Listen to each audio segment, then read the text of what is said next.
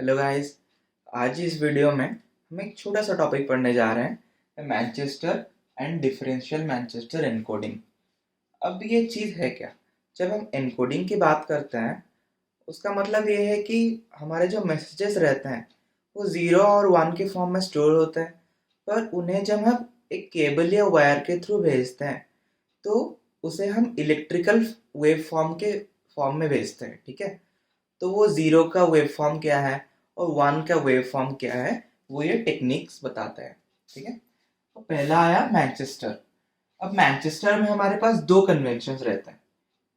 पहला है doctor Thomas convention.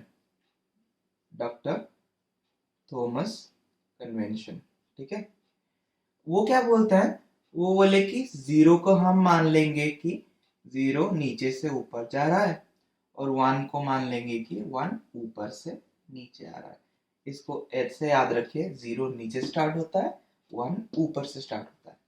ठीक है, तो अगर हमें क्वेश्चन दिया रहा है कि one one zero one one को मैनचेस्टर एनकोडिंग के थ्रू डॉक्टर थॉमस कन्वेंशन में रिप्रेजेंट करना है, तो हम उसे कैसे करेंगे? हम बना लिए एक टाइम का एक्सेस। ठीक है, ये टाइम टाइम के ऊपर ही तो डिपेंड करता है, मतलब आगे जा रहा है टाइम तो बढ़ रहा है। ठीक है, तो यहाँ पे कितने बिट्स हैं? एक दो तीन चार पाँच। ठीक है, तो पांच टाइम के गैप्स चाहिए, मतलब एक बिट कुछ टाइम लेता है जाने के लिए ना। ये हुए एक दो तीन चार और ये अपने पास पांच। ठीक है, तो अब देखते हैं। अब वन आया पहला, तो वन को कैसे रिप्रेजेंट करना है? ये ऊपर से नीचे। एक चीज ध्यान रखिएगा, एग्जाम में गलती हो सकता है कि ये जो ड्रॉप होता है वो बीच में ड्रॉप होता है, वो टाइम के एंड में जाके ड्रॉप नहीं होता। वैसे राइज भी टाइम के बीच में राइज होगा। ठीक है, तो वन, फिर आया वन मतलब ऊपर से नीचे, फिर आया ज़ीरो मतलब नीचे से ऊपर, फिर वन ऊपर से नीचे, फिर वन ऊपर से नीचे। ठीक है, अब एक चीज ध्यान रखिएगा कि मस्ट बी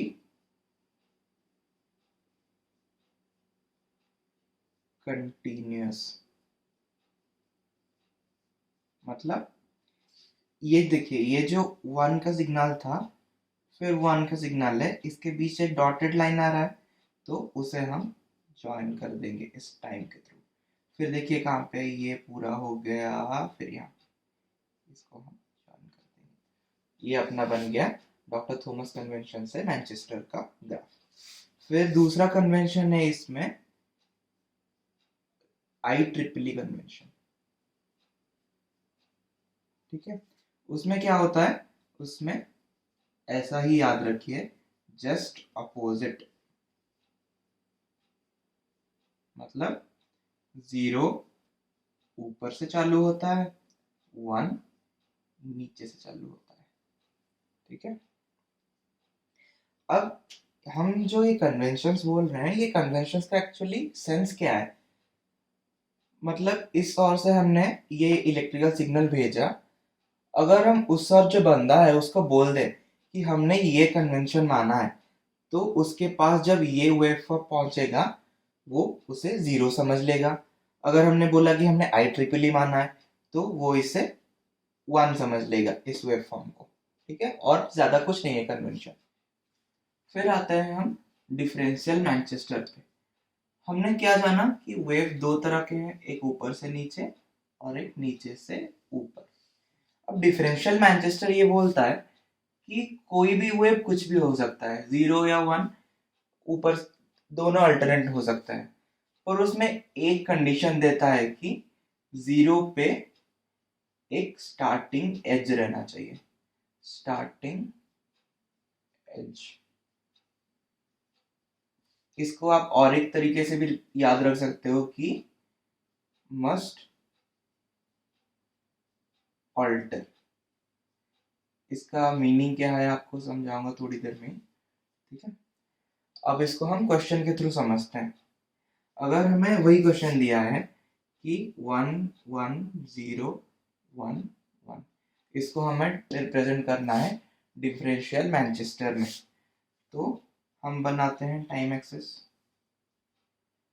ये बन गया इंटेंसिटी, वही है 5 बिट्स, उसके लिए 5 जगह बनाते हैं, 2 3 4 और ये 5, ठीक है। तो क्वेश्चन स्टार्ट करने से पहले इसमें पहला स्टेप होता है कि डिसाइड कर लीजिए हमें स्टार्टिंग कन्वेंशन, मतलब हमें 1 को कौन सा लेना है, ये यही वो अपना चॉइस है, ठीक है, पर डिसाइड कर लीजिए। तो अगर हमने 1 को वही डॉक्टर थॉमस ने जो था ऊपर से नीचे माना, ठीक है, अगर 1 गया ऊपर से नीचे, फिर आया अपना 1, तो इसमें ये चीज ध्यान रखने वाली है, हमने क्या कहा 1 के लिए ये भी हो सकता है या ये भी हो सकता है, हमने यहाँ पे बस स्टार्टिंग कन्वेंशन डिसाइड किया, ओनली फर्स्ट, उसके अलावा कुछ भी नहीं, बस स्टार्टिंग डिसाइड किया। तो देखिए एज कहाँ पे होगा, एज होगा 0 पे, 1 पे एज होगा क्या, 1 पे एज नहीं होगा, तो ग्राफ वैसे ही कंटिन्यू करेगा। फिर आया 0, 0 पे क्या, 0 पे होगा एज, तो एज आया 0 पे, एज आया 0 पे, तो ग्राफ कैसे बना, ऐसे, ठीक है। फिर आया क्या 1, 1 पे एज होगा क्या, नहीं होगा, तो 1 हो गया कंटिन्यू, फिर 1 हो गया कंटिन्यू, ठीक है। इसीलिए मैंने यहाँ पे ये लाइन बोला था, मस्ट ऑल्टर, 0 पे ऑल्टर, 1 पे कंटिन्यू,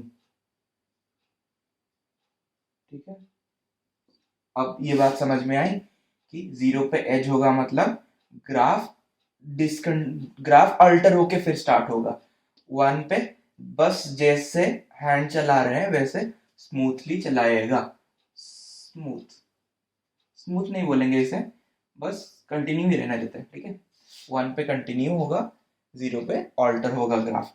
और एक क्वेश्चन ले लेते हैं जिससे और क्लियर हो जाएगा, फिर क्वेश्चन नंबर 2, इसमें ले लेते हैं 1 0 0 1 0, कुछ ज्यादा जीरो लेते हैं, ठीक है। ये बन गया अपना टाइम एक्सिस, ये बन गया इंटेंसिटी के लिए 1 2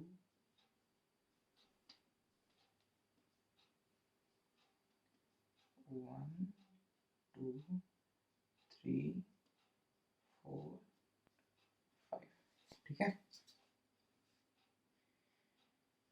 हाँ, पहला आया 1, हम पहला कन्वेंशन लेंगे कि हम ऊपर से ले रहे हैं 1, फिर आया 0, क्या ग्राफ होगा ऑल्टर, फिर आया 0, ग्राफ क्या होगा फिर से ऑल्टर, फिर आया 1, ग्राफ होगा कंटिन्यू, फिर आया 0, ग्राफ होगा ऑल्टर, समझा, ये क्या हो गया 1 0 0 1 0, ठीक है। तो आप ये पॉइंट अच्छे से याद रखिए, 1 पे कंटिन्यू, 0 पे होगा ऑल्टर जिसमें स्टार्टिंग एज रहेगा।